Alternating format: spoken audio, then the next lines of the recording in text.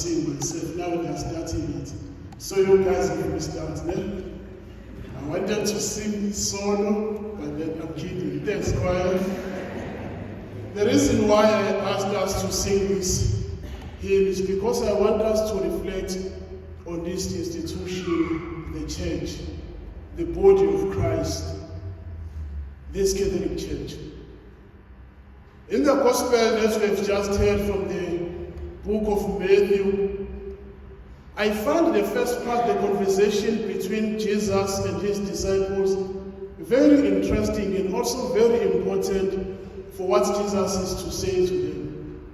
Jesus is asking his disciples, who do people say that the Son of Man is? Do people understand who am I? Then the disciples, they answered him. Some say you are John the Baptist, some say you are Elijah, some say you are Jeremiah, some say you are one of the prophets. And they give all those answers. Then he returns to them and asks them, who do you say that I am? Because it's clear that these people are confused. It's clear that all these people do not know me. But do you know me? As the people I always spend time with you, do you know me? Do you know who the Son of Man is?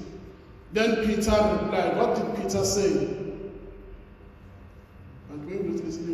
What did Peter say? You are Christ, the Son of the living God. To me, it says this, Jesus wanted to make this clear first before he continues. Gentlemen, let us be on the same page, because there's something great that I'm about to do now. But I want you to make sure that you understand who am I. Then there are three statements that Jesus is saying to Peter or to the disciples, of which I want us to look at or to contemplate on. Firstly, he says to him, Peter, you are rock, or you are the rock. On you I will build my church. There are two things that I would like us to highlight on this statement.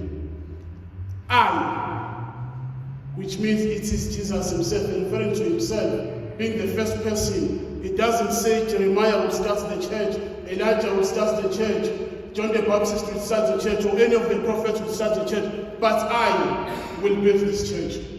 The second thing that he says, I will build whose church? Whose church is he building? My church. Not their church, not your church, but my church. This is very profound. Jesus is the one who builds the church. Even though he says to Peter and the disciples, I'm building this church on you being the foundation, and St. Paul will conquer and say on the Ephesians 2, verse 20, it was built on the foundation of the apostles and the prophets, but it is Christ himself who builds the church. Even though you and I are participating in building the church and in the activities of this church, but it is Christ himself who builds the church. That thing should be clear from the word go. That it is Christ himself who builds the church, not anyone else but Christ. The second thing, the church belongs to Christ. It does not belong to any of them. They can't be the foundation, it's okay. They can't be the ministers of the church, it's okay. But it does not belong to them. It belongs to Christ, the Son of God, the Messiah, the Anointed One. That's why I said I found the first conversation with them very profound, because it should be clear to them that the church is built by Messiah. The church is built by the Son of God. The church is built by God himself. It is not built by any of those people that they were confusing him with. But Christ himself is the builder of this church. And this church belongs to Christ, no one else but to Christ. The second thing that Jesus is saying to the disciples or to Peter, he says, the gates of hell shall not prevail against it. Why would Christ say this? It is simply because there will be attempts for the gates of hell to prevail over the church. There will be attempts for Satan to penetrate the church. There will be attempts for devil to infiltrate the church. There will be attempts from devil to come and destroy the church, to divide the church. but this shall not prevail because it is the church of Christ. No matter what is happening in this church, it shall never prevail because this is not the church of any human being, not made by human hands, but made by Christ himself, made by God, built by God, for God. Maybe devil can use any one of us to penetrate and try to prevail against this church, but it shall never succeed because it is the church of Christ. Maybe one should take some moment to reflect on himself or herself. If am I not used by the devil to divide and destroy this church? If am I not the agent of Satan who comes in the church not with the intention of participating in building the church, but with the intention of dividing and destroying and prevail against the church?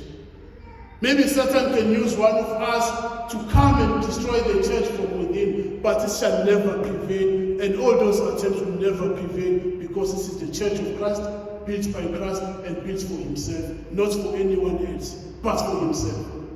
The third thing, which is the last thing that Jesus is saying to his disciples, he says, whatever you lose on earth shall be loosed in heaven.